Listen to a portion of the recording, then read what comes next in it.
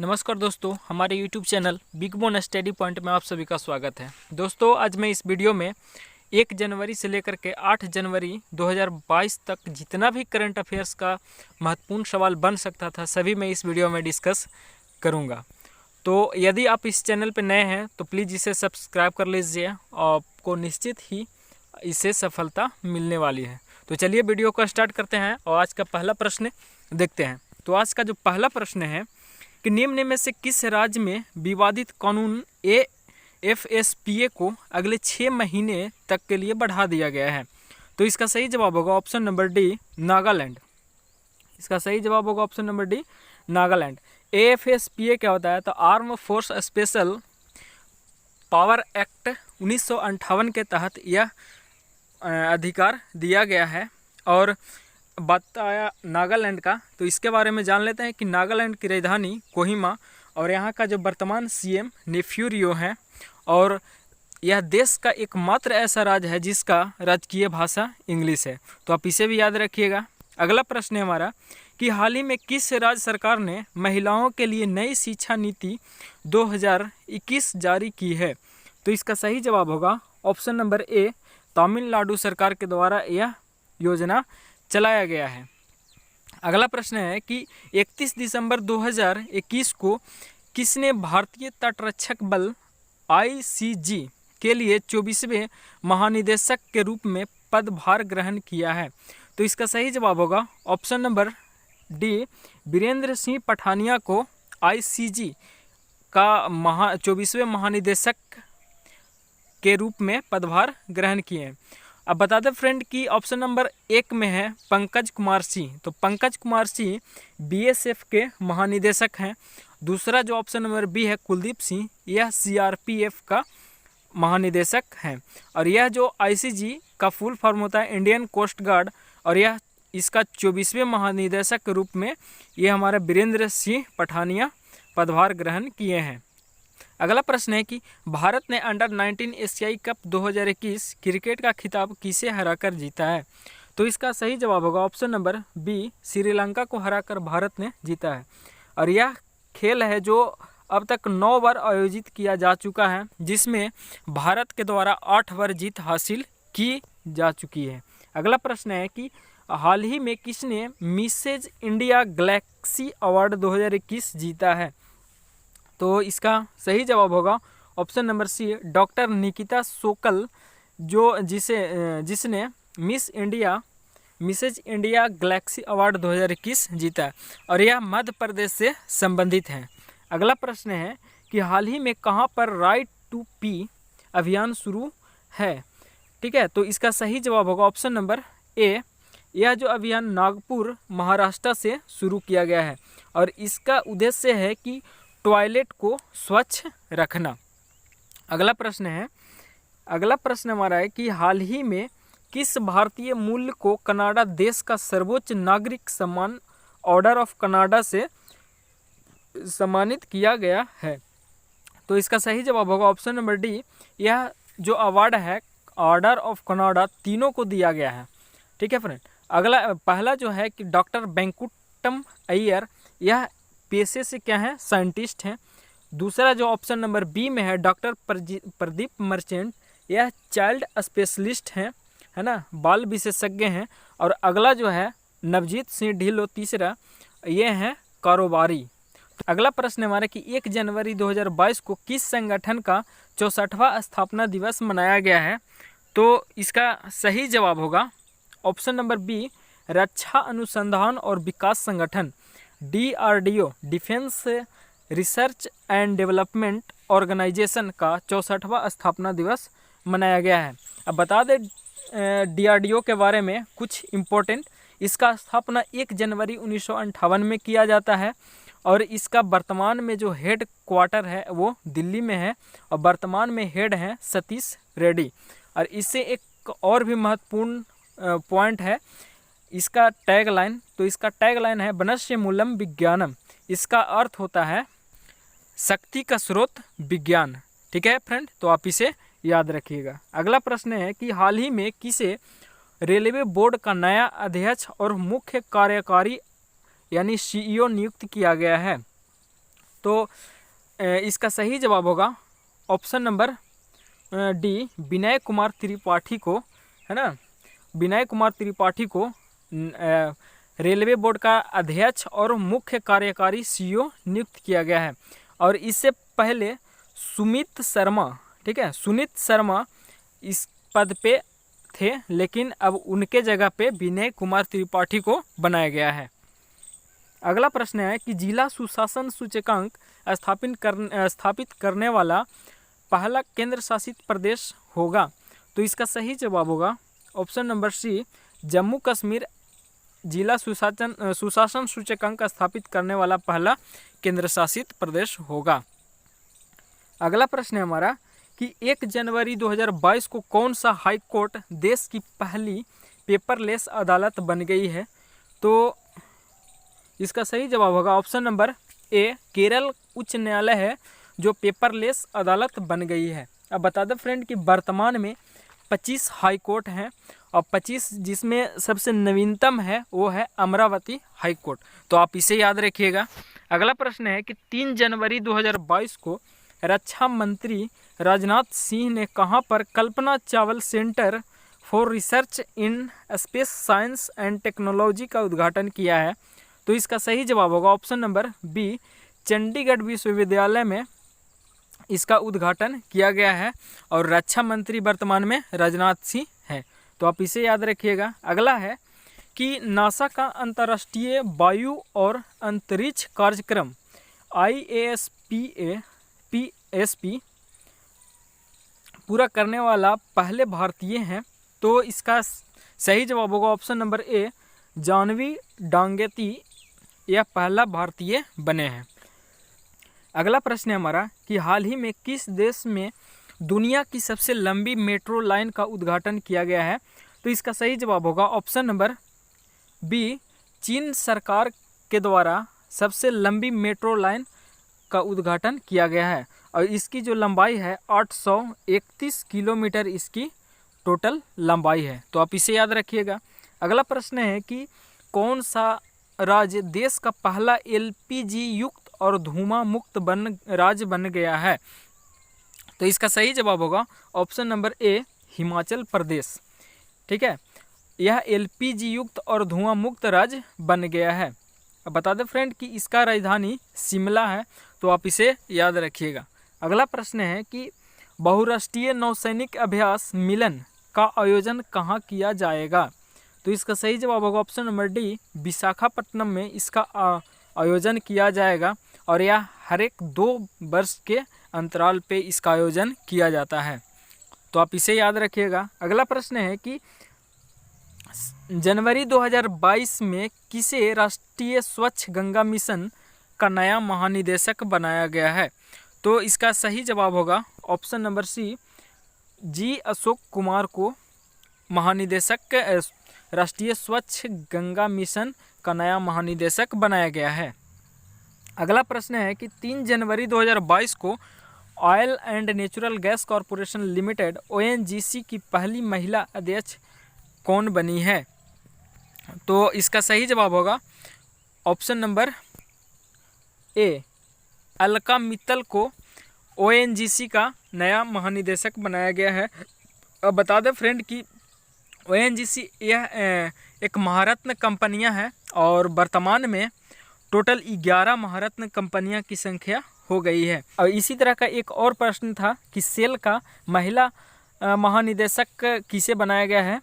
तो सोमा मंडल को सेल का महिला महानिदेशक बनाया गया है सेल का, और वह भी एक महारत्न कंपनियां थी। तो आप इसे याद रखिएगा। अगला प्रश्न हमारा कि 3 जनवरी 2022 को $3 ट्रिलियन मार्केट वैल्यू वाली दुनिया की पहली कंपनी कौन बनी है। तो इसका सही जवाब होगा ऑप्शन नंबर सी, एप्पल, जिसके CEO टिम कुक हैं। तो आप इसे याद रखिएगा। अगला है कि हाल ही में भारतीय चिकित्सा अनुसंधान परिषद ने ओमिक्रॉन वेरिएंट का पता लगाने वाली पहली स्वदेशी टेस्ट किट को मंजूरी दी है। तो इसका सही जवाब होगा ऑप्शन नंबर ए, ओमिश्योर इसका सही जवाब होगा। अगला प्रश्न है कि 10 जनवरी 2022 को प्रधानमंत्री Narendra Modi vibrant Gujarat global summit के कौन से संस्करण का उद्घाटन करेंगे? तो इसका सही जवाब होगा ऑप्शन नंबर सी, 10वां संस्करण का उद्घाटन करेंगे। अगला प्रश्न है कि बीते दिनों चर्चा में रहा अप्तानी कपड़ा उत्पाद किस राज्य से संबंधित है? तो इसका सही जवाब होगा option number D, Arunachal Pradesh, और यह सबसे पूर्वी राज्य है, तो इसे भी आप याद रखिएगा। अगला प्रश्न है कि 3 जनवरी 2022 को केंद्रीय आयुष मंत्री सर्बानंद सोनोवाल ने कहां पर हार्टफुलनेस इंटरनेशनल योगा अकादमी की आधारशिला रखी है? तो इसका सही जवाब होगा ऑप्शन नंबर डी, हैदराबाद में इसका आधारशिला रखा गया है। अब बता दें फ्रेंड कि सर्बानंद सोनोवाल यह पूर्व में असम के सीएम थे, ठीक है, और वर्तमान में अभी असम के सीएम कौन है आप कमेंट बॉक्स में बताइएगा। अगला प्रश्न है, कर्नाटक राज्य का पहला एलएनजी टर्मिनल कहाँ स्थापित किया जाएगा?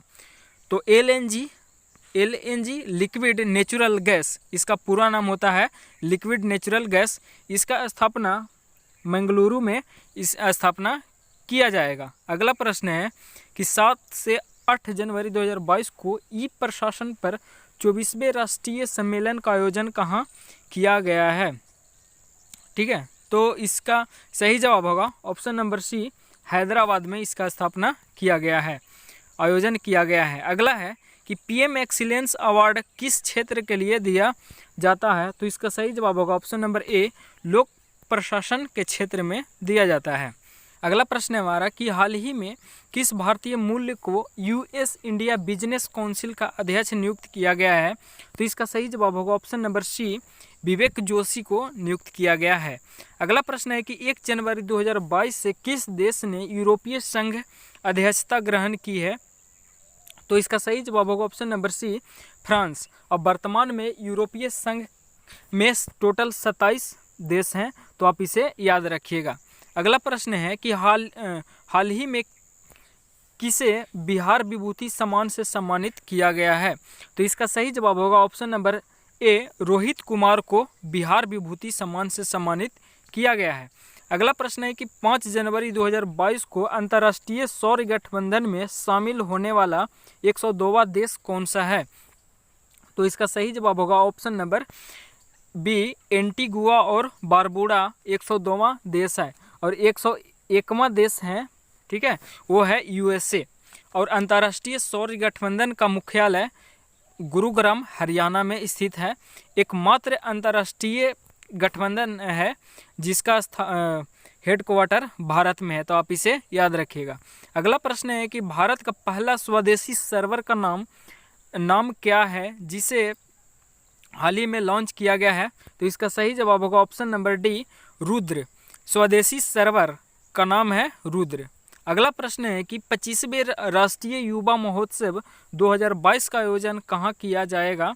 तो इसका सही जवाब होगा ऑप्शन नंबर डी, ठीक है, पुदुचेरी में 25वें राष्ट्रीय युवा महोत्सव का आयोजन किया जाएगा।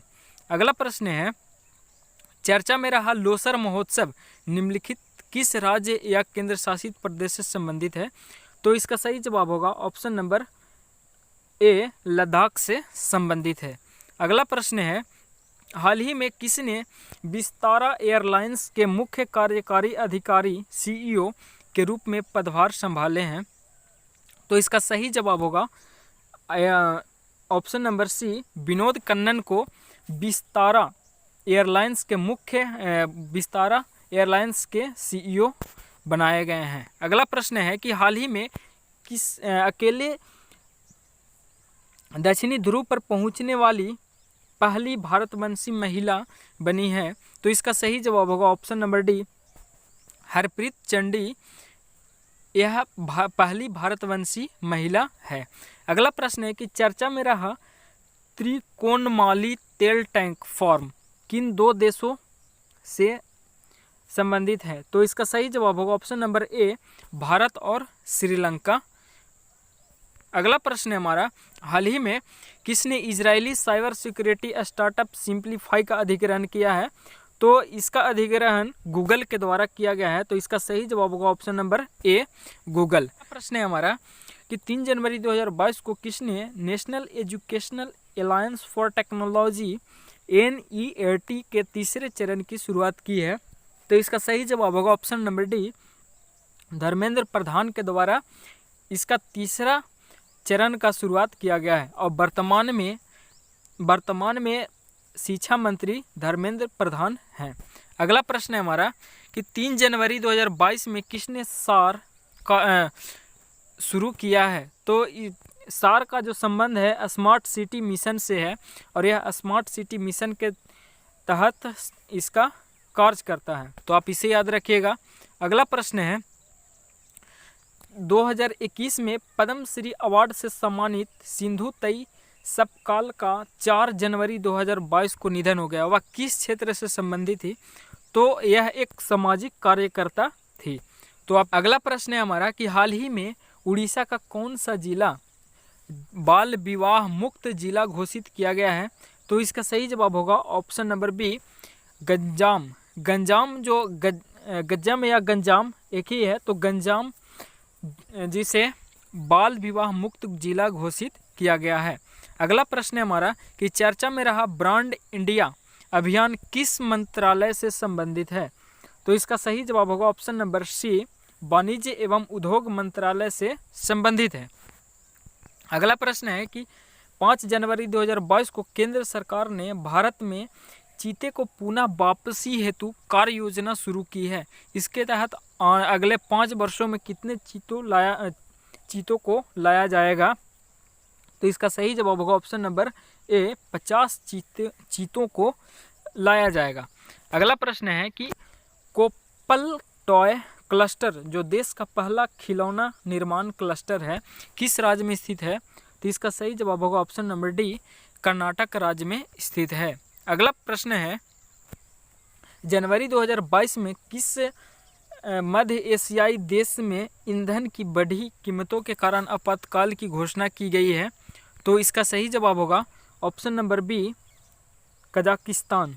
कजाकिस्तान में अभी महंगाई बढ़ने के कारण आपातकाल घोषणा की गई है। अगला प्रश्न है कि 6 जनवरी 2022 को केंद्रीय मंत्री जितेंद्र सिंह ने कहां पर भारत के पहले अपने रोग संग्रहालय का उद्घाटन किया है? तो इसका सही जवाब होगा ऑप्शन नंबर डी, हैदराबाद में इसका स्थापना उद्घाटन किया गया है। अगला प्रश्न हमारा कि 6 जनवरी 2022 को किस राज्य के पूर्व मुख्यमंत्री प्रताप सिंह राणे को राज्य मंत्री परिषद में आजीवन कैबिनेट मंत्री का दर्जा दिया गया है? तो इसका सही जवाब होगा ऑप्शन नंबर सी, गोवा। अब बता दें फ्रेंड कि यह 50 सालों से MLA पद पे है और यह लगातार 11 बार MLA पद यानी MLA पद का चुनाव जीते थे। अगला प्रश्न है हमारा कि 9 जनवरी 2022 में सी ड्रैगन बहुराष्ट्रीय अभ्यास कहाँ शुरू किया गया है? तो इसका सही जवाब होगा ऑप्शन नंबर ए, प्रशांत महासागर में सी ड्रैगन बहुराष्ट्रीय अभ्यास शुरू किया गया है। अगला प्रश्न है हमारा कि जनवरी 2022 में कौन संघाई सहयोग संगठन के नए महासचिव बने हैं? तो इसका सही जवाब होगा option number A, Jhang Ming को संघाई सहयोग संगठन के नया महासचिव बनाए गए हैं और इसका हेडक्वार्टर बीजिंग में स्थित है। अगला प्रश्न हमारा कि ब्लू बुक जो हाल ही में खबरों में थी किस सशस्त्र बल समूह का मैनुअल है? तो इसका सही जवाब होगा option number D, special protection group. इसका SPG के नाम से भी जानते हैं, स्पेशल प्रोटेक्शन ग्रुप, और यह हाल ही में प्रधानमंत्री से रिलेटेड था और यह काफ़ी चर्चा में रहा था। और इसका जो सुरक्षा है SPG का सुरक्षा VVIP लोगों को दिया जाता है। ठीक है फ्रेंड, तो आज के लिए इतना ही और मिलते हैं अगले वीडियो में। जब तक आप लोग मन लगा के पढ़ते रहिए। Thank you.